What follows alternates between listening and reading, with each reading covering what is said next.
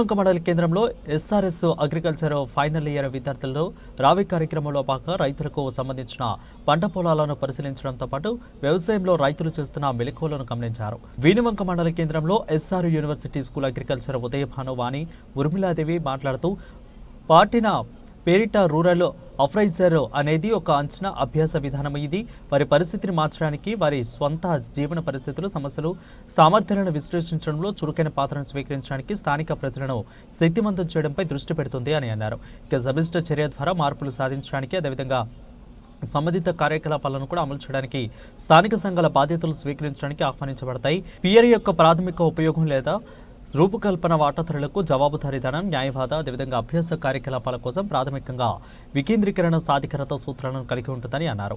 ఈ సందర్భంగా విస్తరణ భాగంగా శాస్త్రవేత్త డాక్టర్ మహేష్ మాట్లాడుతూ పిఆర్ఏ అనేది ప్రభుత్వ సంస్థలు, అభివృద్ధి సంస్థలచే సాంప్రదాయంగా తీసుకున్న ప్రణాళిక నిర్ణయధానం యొక్క పాత్రను లక్ష్య సమూహం బదిలీ చేసి ఒక వ్యాయామంగా పరిగణించబడుతుంది. ఇది కార్యకలాపాలకు 3 నుంచి 5 రోజుల వరకు కూడా వర్క్షాప్లో నిర్వహించబడతాయి. వర్క్షాప్ యొక్క ప్రణాళిక సాధనను సులభతరం చేయడం అనేది కమ్యూనిటీ ఇన్సైడర్లు బయటి యొక్క వ్యక్తుల యొక్క మల్టీడిప్లసరీ టీంలో జరుగుతుందని తెలిపారు. ఇది సాధారణంగా లింగ సమస్యలతో ఉంటుందని అన్నారు. ఈ కార్యక్రమంలో ఉప sarpanch Bhanuchander, SR university school of agriculture విద్యార్థులు ఉదయభాను, వాణి, అక్షిత, భువనివి, అదేవిధంగా ఉర్మిళదేవి, లక్ష్మీ ప్రసన్న, శ్రావణి రాథోడు, అమూల్య, విష్ణుయంగ, ప్రొఫెసర్ కేవీకే శ్రీకాంత్, రైతులు సుగుణమ్మ, రవీందర్, ఓదేలు రైతులు అధిక సంఖ్యలో పాల్గొన్నారు. రైతులని కనుక్కొని మరీ తెలుసుకున్న సమస్యలు ఏంటిదంటే కూలీల కొరత, ఒకే పంట సాగు,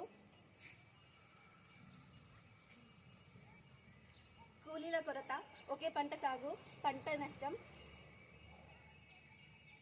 ధన అనేది ఉండదు. వేరే వాటికి అయితే మిర్చి పెట్టుకుంటారు, ఎప్పుడు మందులు కొడుతూనే ఉండాలి.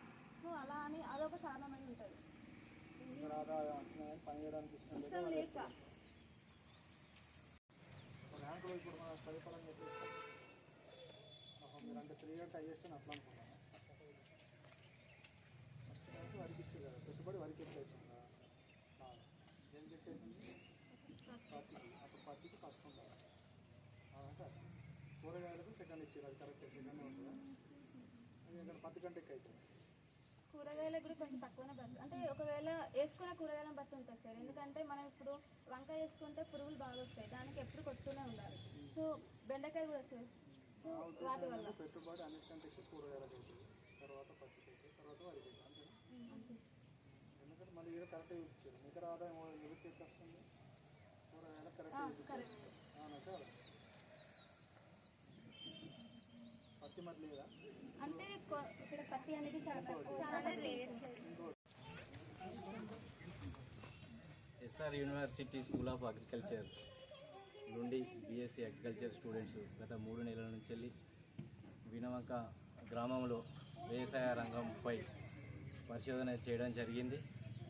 అలాగే ఈరోజు వీణవంక గ్రామానికి సంబంధించిన పటాన్ని వేసి ఆ గ్రామంలో ఉన్న బిల్డింగ్స్ కానీ, కళాశాలలు కానీ, గవర్నమెంట్ ప్రభుత్వ భవనాలకు సంబంధించి ప్రజెంటేషన్ ఇవ్వడం జరిగింది. ఈ ప్రజెంటేషన్ చాలా బాగుంది. అలాగే వీరు 3 నెలల నుంచి ఇక్కడ వ్యవసాయ రంగంపై పరిశోధన చేసి వారు పంటలు ఏ పంట వేస్తే బాగుంటుంది, ఏ పంట వేస్తే రైతులకు దిగుబడి వస్తుంది, ఏ పంటలు అయితే బాగుంటాయని వాళ్ళు రైతులకు కూడా గ్రామంలో చెప్పడం జరిగింది. అలాగే పంట మార్పిడి వల్ల ఆదాయం, పంట దిగుబడి కూడా ఎక్కువ వస్తుందని వాళ్ళు చెప్పడం జరిగింది. అలాగే వాళ్ళు ఇచ్చిన ఈ ప్రజెంటేషన్ చాలా బాగుంది. డాక్టర్ మహేష్, నేను కేవీకే జమ్మికుంటలో విస్తరణ విభాగ శాస్త్రవేత్త పనిచేస్తున్నాను.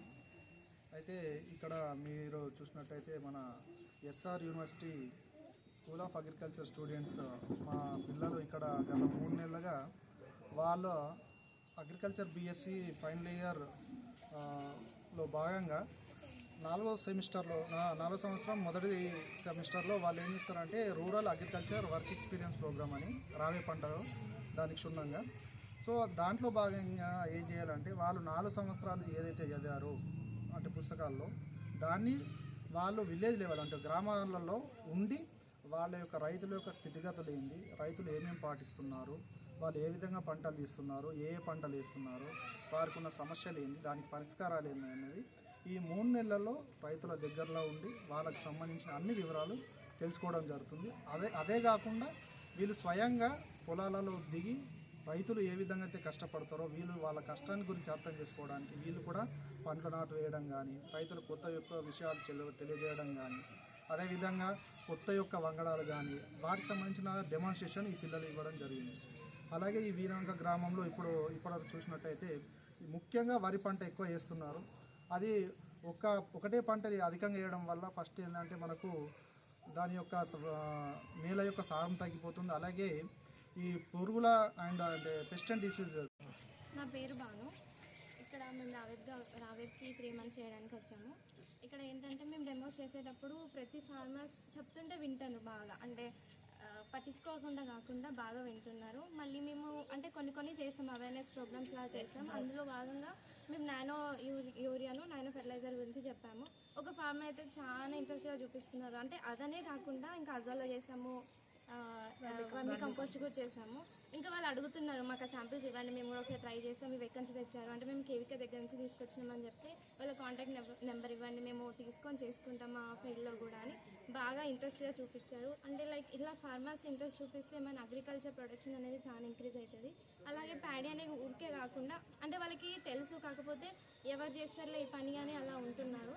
మళ్ళీ అందరూ ప్యాడీ వేస్తే మార్కెట్ డిమాండ్ అప్పుడు తగ్గిపోతుంది కూడా కాస్ట్. మళ్ళీ రెయిన్ పడింది అనుకో మొత్తం వాష్అవుట్ అయిపోతుంది, డ్రైన్ అవుట్ అయిపోతుంది.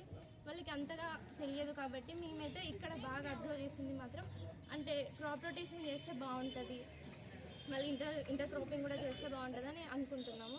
Thank you. మేము ఇక్కడ మీ అందరి సపోర్ట్ వల్లనే మేము ఇక్కడ ఇంత బాగా సక్సెస్ఫుల్గా. నా పేరు అమూల్య. మేము ఇక్కడ రావే ప్రోగ్రామ్ 3 monthsకి చేయడానికి ఇక్కడికి వచ్చాం. ఇక్కడ చూస్తే మోస్ట్ ఆఫ్ ది కేసు ప్యాడీయే ఉంది, వరి పంటనే ఉంది.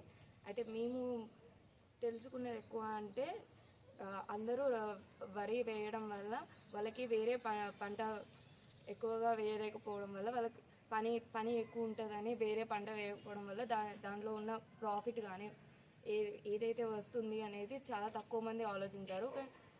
ఇక్కడ చాలా తక్కువ మోతాదులో పచ్చిమిర్చి చిల్లీ చూసాము, ఇంకా కాటన్ చూసాము, పత్తి చూసాము. కానీ ఇక్కడ ఎక్కువ ప్యాడీ ఉన్నాయి. మేము రైతులకు ఒక చిన్న సజెషన్ ఏమి ఇవ్వాలనుకుంటున్నామంటే ఒక్కసారి మా వంతుగా మేము చెప్తున్నాం, మీరు ట్రై చేయండి 1 సంవత్సరం పాటు.